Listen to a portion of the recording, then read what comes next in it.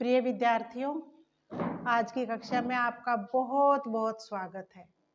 मैं उम्मीद करती हूँ कि सभी स्वस्थ होंगे, सभी खुश होंगे और हर तरह से मस्त मौला अपना तैयारी कर रहे होंगे। तो बेटा, मैं आपको बताना चाहती हूँ कि जो हमारे एग्जाम होते हैं, कोई भी एग्जाम, देखो बेटा, ध्यान देने की बात यह है कि चाहे टीजीटी हो, चाहे पीजीटी एग्जाम है, चाहे बोर्ड के एग्जाम है, चाहे 6 to 12 किसी भी क्लास के एग्जाम है, बेटा हमारा हिंदी साहित्य एक ऐसा टॉपिक है कि हिंदी साहित्य के विषय में तो हमें जानकारी होनी ही चाहिए। ठीक है। एक तो आप ये बताओ, देखो कि जब तक हमें यही नहीं पता चलेगा कि हमारे हिंदी साहित्य का इतिहास है क्या, है ना, कब से शुरू हुआ, कौन कौन से काल थे और उसके बाद में फिर अब तक कौन सा चल रहा है ना, चाहे उसे काल कहो, युग कहो, आपकी मर्जी है। और बेटा, किसी भी काम को करने के लिए पहले उसकी प्रस्तावना जमानी बहुत जरूरी होती है। अगर प्रस्तावना ही नहीं होगी तो हमें तो पता ही नहीं किस सिर से पैर से कहाँ से पढ़ा जा रहा है, क्या है। तो मैं आपको बताना चाह रही हूँ कि चाहे टेट का एग्जाम हो, सी टेट का एग्जाम हो, पीजीटी, टीजीटी और बेटा नेट का एग्जाम होता है, उसमें भी क्वेश्चन पूछे गए हैं। और बेटा ये जो है ना, वेरी वेरी इंपॉर्टेंट, इतनी इतनी इंपॉर्टेंट बात है, इतनी आवश्यक सूचना है ये, इतना ध्यान देने की बात है कि हमें हिंदी साहित्य के इतिहास के बारे में ज्ञान होगा तभी तो हम आगे कुछ बढ़ पाएंगे। अब मैं कोई भी एक काल ले लूंगी साथ में। तो बेटा हिंदी, आज हम पढ़ेंगे हिंदी साहित्य के इतिहास के बारे में। संक्षिप्त जानकारी दूंगी पहले कि कितने भागों में इसे बांटा गया था, बांटा गया है, और बेटा कौन से युग में कौन से कवि हुए। तो इतना विस्तार से जानकारी तो नहीं पाएगी, लेकिन आपको चारों काल के विषय में तो पता चलेगा। कौन सा वीरगाथा काल है, कौन सा भक्ति काल है, कौन सा रीति काल है और कौन सा आधुनिक काल है, यानी कि अब जो चल रहा है, थोड़ी सी ये जानकारी दूंगी। और बेटा इसके साथ साथ फिर मैं आपको बताऊंगी कि भक्ति काल के कवि कौन कौन हुए और उनकी रचनाएं क्या थी, उनका जन्म कब हुआ और उनकी मृत्यु कब हुई। ठीक है बेटा, तो अब ध्यान दो कि अब मैं आपको बताऊंगी कि अब हम पढ़ते हैं। ठीक है मेरे बच्चों, अब प्यारे से बच्चों मेरी तरफ को ध्यान दो जरा। मैं आपको क्या बताऊंगी कि चार काल कौन कौन से हैं। हमारा टॉपिक है आज का हिंदी साहित्य का इतिहास। अब हिंदी साहित्य के इतिहास को कितने भागों में बांटा गया है, और मेरे बच्चों साथ साथ बताऊंगी कि अब जो काल है, अब कौन सा काल है।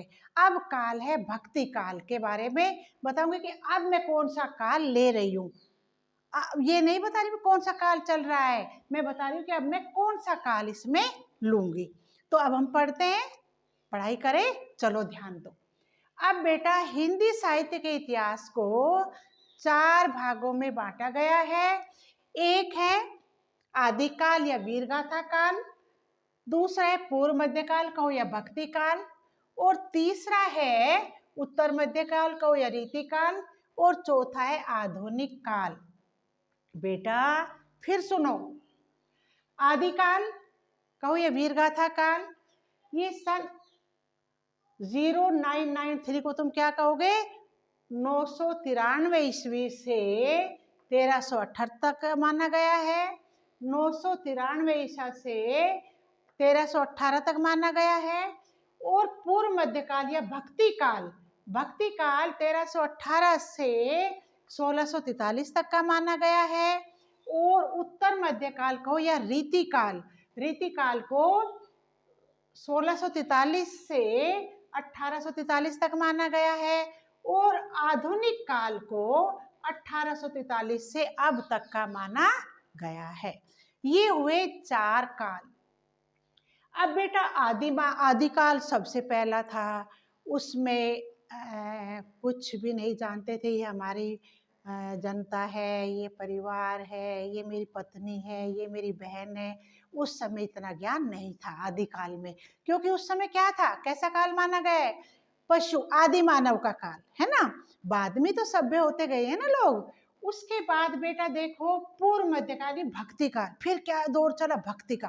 पहले क्या थे, पता ही नहीं था ये मेरी बहन है, परिवार है, समाज है, कुछ समाज था ही नहीं पहले, है ना, आदि काल में। और बेटा उसके बाद चला फिर भक्ति काल। अब भक्ति काल में क्या हुए? विद्वान गुणी बच्चे हुए, है ना। लेकिन उस समय भी किसी के पापा का पता ही नहीं होता था। कारण क्या था? क्योंकि उस समय भी कोई समाज नहीं था, ये तो बाद में हुए। तो किसी भी पापा का नाम लेते, कन्याएं जो होती थी उन्हें पता ही नहीं होता था कि मैं कहाँ छुपा के आऊँ इस बच्चे को, क्या करना है।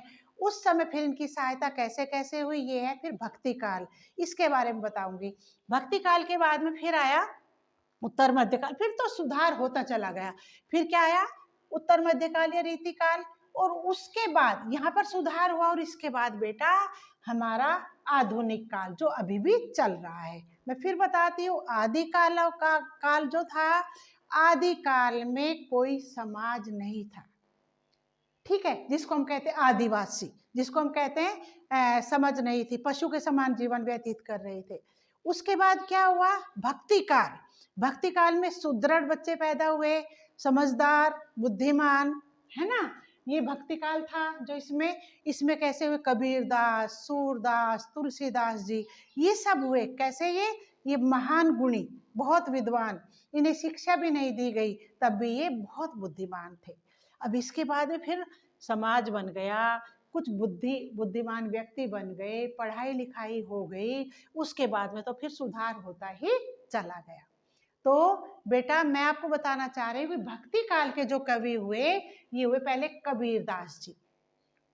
कबीरदास जी के बारे में सबको जानकारी है आप लोगों को कि कबीरदास जी जो थे, इनके माता पिता का नाम, जिन्होंने ये नीर और नीमा नामक जुल्हा कहते हैं, रामानंद गुरु जी ने इनको दे दिया था, है ना, मंदिर से। और फिर इनका पालन पोषण उन्होंने किया। लेकिन इनकी कहीं एक स्थान पर कोई पढ़ाई लिखाई नहीं हुई। और बेटा कबीरदास जी रहे 1398 से 1518 तक। अब जो इनकी भाषा है ना, ये इनकी भाषा जो पंचमेल खिचड़ी कही जाती है, सदुकड़ी भाषा कही जाती है, ये जगह जगह स्थान स्थान पर गए और स्थान स्थान पर जाकर के इन्होंने अलग अलग तरह की भाषाएं, बोलियां, जैसी देखी वैसे इन्होंने बोलना शुरू कर दिया। और पढ़े लिखे तो ये थे नहीं, जो भी ओरली बोलते थे ये बोलते रहते थे कबीर के दोहे। इनके बीजक, साखी, सबद और रमैनी, ये इनके चारों के चारों क्या है, मैंने कुछ थोड़े संक्षेप में बता रही हूँ। दोबारा सुनो। कबीरदास जी जो है 1398 से 1518 तक है। 1398 में इनका जन्म और 1518 में इनकी मृत्यु हो गई थी। और बेटा इनकी भाषा है पंचमेल खिचड़ी। इनकी कोई भाषा अलग से नहीं कह सकते, क्योंकि जिस स्थान पर ये गए वहीं पर जाकर के इन्होंने बोलियां, भाषा जिस तरह से जहाँ था वैसे इन्होंने बोला। और वहीं पर इनके कबीरदास जी के क्या है, साखी और सबद, ये हमारे कोर्स में भी है।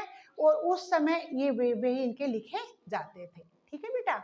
और किसके भक्त माने गए? हमेशा इन्होंने कहा है, कबीरदास जी ने निर्गुण ईश्वर को माना। निर्गुण ईश्वर को इन्होंने कोई भगवान नहीं माना, केवल कर्म ही पूजा है, ये माना है। तो बेटा ये हुए भक्ति काल के कवि। दोबारा सुन लो, भक्ति काल के कवि हुए कबीरदास जी। इनका जन्म हुआ 1398, मृत्यु हुई 1518। भाषा इनकी रही पंचमेल खिचड़ी, सदुकड़ी भाषा।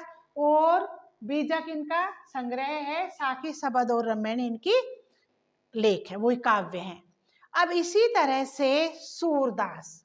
अब सूरदास है, मैं संक्षेप में वैसे ही बता रही हूँ, जन्मांध माने गए हैं। कुछ कहते हैं कि ये ब्रज में पैदा हुए तो वहां पर जंगल में पड़े हुए थे, जैसा कहते हैं। तो गाय के कहते कि पैर आ गया था, कृष्ण भगवान की भक्ति में ये लीन हो गए थे। फिर बाद में जैसा जैसा इनका है वो तो नहीं है समय बताने का इनमें। तो सूरदास जी जो थे, इन्होंने ब्रज भाषा में लिखा। कुछ जन्मांध कहते हैं, कुछ कहते हैं कि बाद में अंधे हुए, जो भी है। तो इनकी ब्रज भाषा रही। और इन्होंने सूरसागर, साहित्य लहरी और सूर सरावली, ये इनकी प्रमुख रचनाएं हैं, काव्य हैं इनके। इसी तरह से मलिक मोहम्मद जायसी, ये भी। अब देखो ये क्या थे, जायसी, मलिक मोहम्मद जायसी जो थे, इन्होंने 1492 से 1542 तक लिखा और इन्होंने अवधी भाषा में लिखा। देखो अवध में अवधी भाषा में लिखा। और मलिक मोहम्मद जायसी ने पद्मावत लिखा था अवधी भाषा में, 12 मास का वर्णन किया। जब राजा रतन सेन चले गए तो 12 महीने का वर्णन इन्होंने किया था और इन्होंने लिखा था पद्मावत। हर महीने का वर्णन कि इस महीने ये हो रहा है, तुम आ जाओ, जो भी है अलग अलग प्रकृति के आधार पर इन्होंने जैसे जैसे परिवर्तन आता है वातावरण में वैसा वैसा इन्होंने काव्य लिखा था। बहुत अच्छा लिखा हुआ है। इसी तरह से मीराबाई 1498 से 1546 तक ब्रज भाषा थी इनकी, ब्रज भाषा रही है, लेकिन साथ साथ इन्होंने राजस्थानी, इनकी भाषा भी तो रही ना, बोली राजस्थानी में। अब इन्होंने क्या किया, पदावली, स्फुटिक पद है ना, मीराबाई के पद, मीराबाई की पदावली है। इन्होंने ये किनकी भक्त रही, श्री कृष्ण जी की भक्त रही है ना। इसी तरह से तुलसीदास जी जो हैं ये 1532 से 1623 तक, 1532 में जन्म हुआ और 1623 में इनकी का निधन हो गया। अब इनकी भाषा थी अवधी और कहीं कहीं इन्होंने ब्रज भाषा का भी प्रयोग किया है। तो बेटा इन रामचरितमानस और विनय पत्रिका ये दोनों इनके महान ग्रंथ है। फिर बताती हूँ भक्ति काल के बारे में। अगर कवि, एक कवि को भी लेकर के मैं चलती हूँ और एक कवि के बारे में बताना शुरू करती हूँ तो बेटा कई वीडियो बन जाएंगी, है ना। तो ये हमने सबने पढ़ाई हुआ है, तो मैं आज संक्षेप में जानकारी दे रही हूँ कि भक्ति काल के प्रमुख कवि हुए कबीरदास जी। इनका जन्म हुआ 1398 में, मृत्यु हुई 1518 में। इनकी भाषा पंचमेल खिचड़ी है और इनकी बीजक, साखी, सबद और रमैनी इनका ग्रंथ है, यानी कि इनकी रचनाएं हैं, सॉरी ग्रंथ कह रही हूँ। इसी तरह से सूरदास 1478 से 1583 तक इनकी मतलब इनकी मृत्यु हो गई थी। ब्रज भाषा में लिखा है। सूर सागर, सूर साहित्य लहरी, सूर सारावली ये किसके थे, श्री कृष्ण जी के भक्त हुए।